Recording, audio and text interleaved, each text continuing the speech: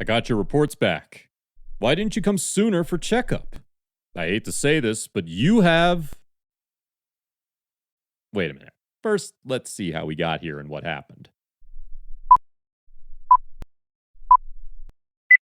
The best time to eat a large piece of cakes at night, right? Let us not forget about the bag of chips.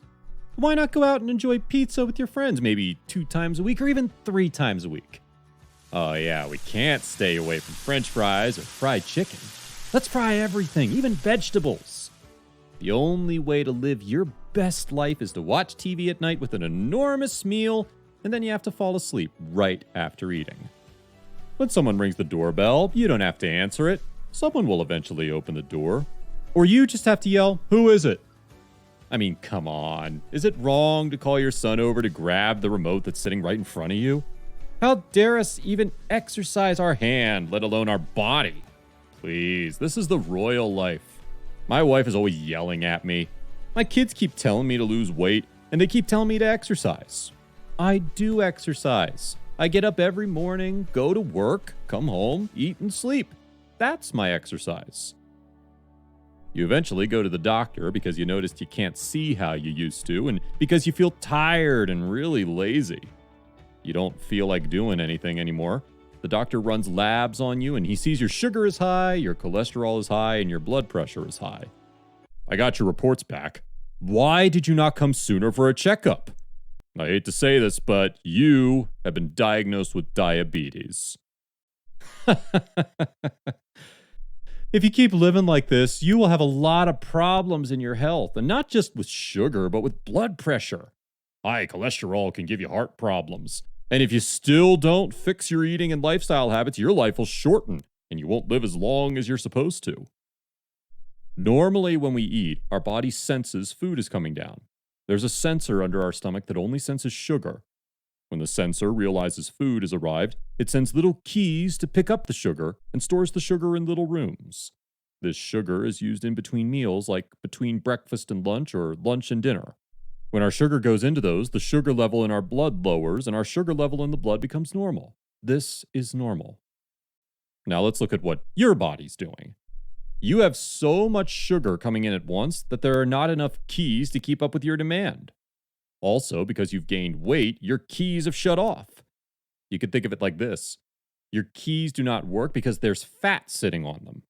Your sugar can't go into the rooms for storage, so where does it go? Well, good question, let me tell you. Sugar goes everywhere. Sugar does not care about your health. Wherever sugar goes and sits, it causes holes and destruction.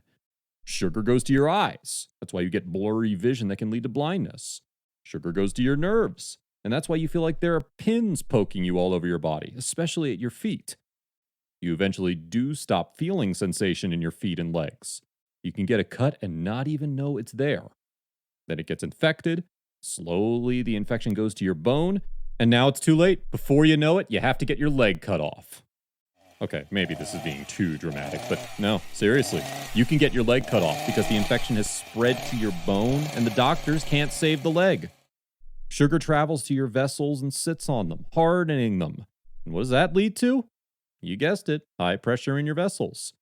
It's like when you're watering the flowers outside and you put your finger on top of the hose or water pipe. What happens to the pressure? It increases. Now imagine that pressure hitting your heart, kidney, eye, and all other organs. Why do sugar patients drink a lot of water? Because water loves sugar. So if sugar is going down the toilet, what's going to go with it? A lot of water. Now you're thirsty again. Go into the bathroom, and it continues. Now let's talk about the jewel of this topic, the kidney. You think of kidneys like a coffee or tea filter. They let go of toxins and reabsorb what's good for us.